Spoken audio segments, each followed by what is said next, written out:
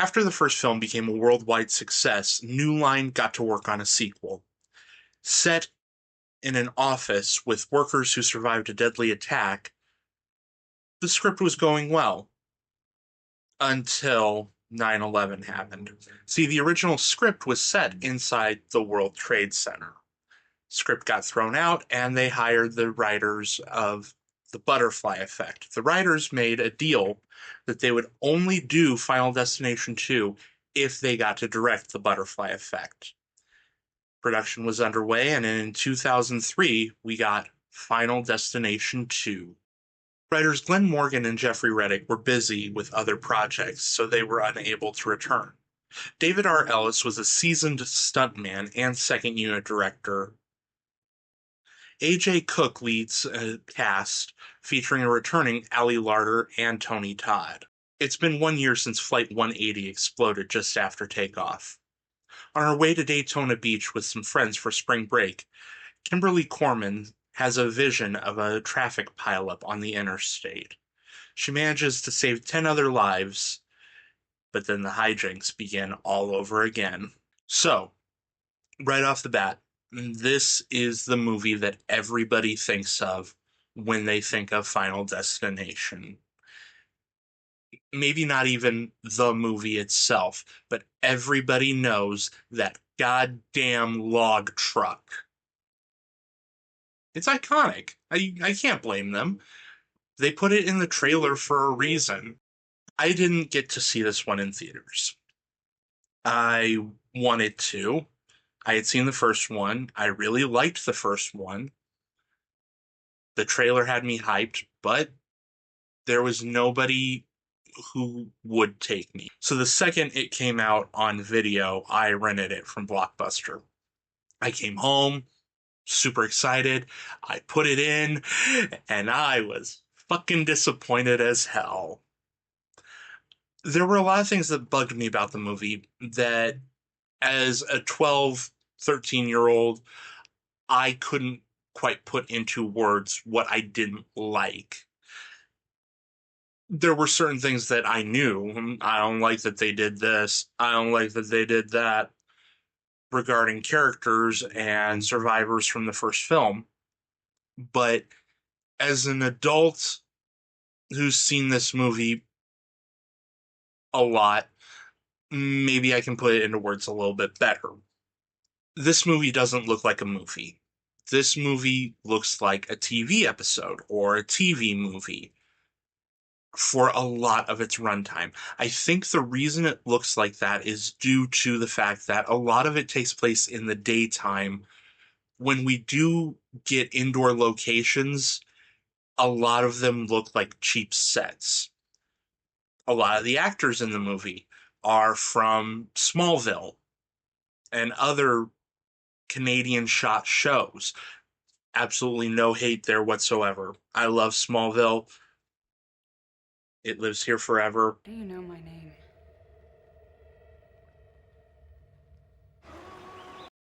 That's how you end that scene? I don't care for Kimberly Corman as the visionary, as our lead character. Nothing against the actress. AJ Cook does a great job. It's just on the page, she's not given much. Clear Rivers returns from the first film, and the 6 months in between have not been kind to her. We find Clear committed in an institution. She's there voluntarily and is in a padded room where nothing can get to her. She has effectively taken herself off of the board completely to where death can't do anything. A place where no subway could ever possibly go. Get it? Don't get bitchy just because you suck at code words. Tony Todd makes another cameo as William Bloodworth, the mortician who knows what death is up to. He gives a new rule for death, that death can be defeated by new life. There's a lot here that I do like. The kills are, oh my god, over the top fantastic. All the gory goodness that you could want. Mwah. The majority of the kills look fantastic. There are some that have a digital effect to them that just come off kind of eh. This movie does really well at expanding the mythology of the first film. In the first movie, if person A is at the top of death's list and they're about to die and somebody stops it, then person A moves to the bottom of the list. Great. Love it. And it's something that the series moves forward with. Here, we have the inverse, where death is working in reverse of the premonitions.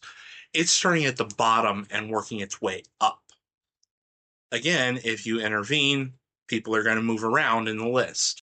We also get to see what happens if somebody tries to reorganize their spot on the list and make themselves next. Yes, I think that covers that well, YouTube. Teacher would have been me. I was transferred to another school 2 days before. Kratos taught high school. The humor is oddly placed in this one. The Final Destination movies have humor. It's got dark humor and then it's got laugh out loud moments. But this feels like sitcom humor. In The Vision, there's a woman who's 9 months pregnant. So we just have to get her and keep her safe until she can have the baby. Yay. Hijinks ensue. What? What now? My water just broke. There's a character here named Evan Lewis who is called the luckiest son of a bitch on the planet. Yesterday, Evan won the lottery. And today, he got saved from death. So we see him going home carrying boxes that have a computer and jewelry and all sorts of stuff like that. He gets in his apartment, he hits play on his answering machine, and it's women calling him, being like, I heard about your lottery win. We totally need to hang out. Oh, congrats on the lottery. We met at a party. We should totally hang. And it's played very much like wah wah wah, because we know he's not making it out of this movie. Oh, fuck you, that's cheating. All right, let's play the name game. Kimberly Corman is named after Roger Corman, who was a producer with 400 movies under his belt, a lot of them schlocky movies. Evan Lewis is named after Herschel Gordon Lewis, a director from the 60s who made Blood Feast, 10,000 Maniacs, The Wizard of Gore. Tim and Nora Carpenter are named after John Carpenter, director of Halloween and The Thing. And that's about it. A lot of the characters don't get last names in this movie, which is a shame. He's gonna want to take half of that. Keep 'em coming. Sitcom. When you reach the 1 hour mark in this movie, you find out why death is working backwards on the list. And the reason is something I honestly really like. All of these characters were supposed to die a year ago, but something would happen where the deaths in the first movie caused these people to miss out. The thing I like about all these little stories is it makes the world feel complete. It adds this whole thing that the events of the first movie do matter, and little things in life matter and can have a bigger effect on somebody that you don't even know. I really, really like that. And that's the first time we ever zoom out of a visionary's eye. The movie is off to the races pretty quickly. We're 5 minutes in, and it's the start of the premonition. We don't know it yet. But because all of these characters are strangers, we're introduced to them in the premonition. We get to see little snippets of who they are in a car. I really, really like Kat and Rory. Rory is a burnout character that's played for comic relief a lot of the time. Kat is a bitchy businesswoman, but they also they have personality and they have heart. Throughout the movie, you see Kat get more and more frazzled by everything. Rory has my favorite scene in the franchise. She throwed all my drugs and, you know, anything that's gonna break my mom's heart. Oh, my heart. This movie was made on a budget of $26 million, $4 million more than the first. And it did well financially, but it didn't do as well as the first movie. The first movie made like $115 million worldwide.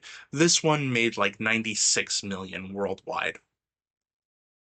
Still, great success, huge return on investment, but a little disappointing box office wise.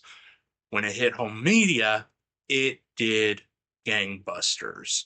And it guaranteed that we were going to get another sequel. How many times am I going to have to replace those goddamn windows? Well, maybe your dentist's office should be on the ground floor! This movie is not my favorite in the franchise. It's also not my least favorite in the franchise. It takes the first movie, takes the mythology and expands on it, and makes it so that they can continue with sequels. It's a safe sequel. It kind of reminds me of some direct-to-video sequels, honestly, and I mean that in the best way. One where you could take a character from the first movie, bring them back, have them go through the events again, but slightly different, and you can have that as a jumping off. Well,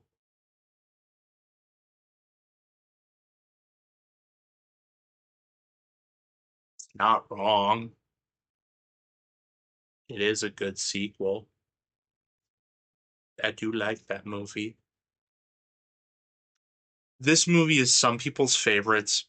It's some people's worst.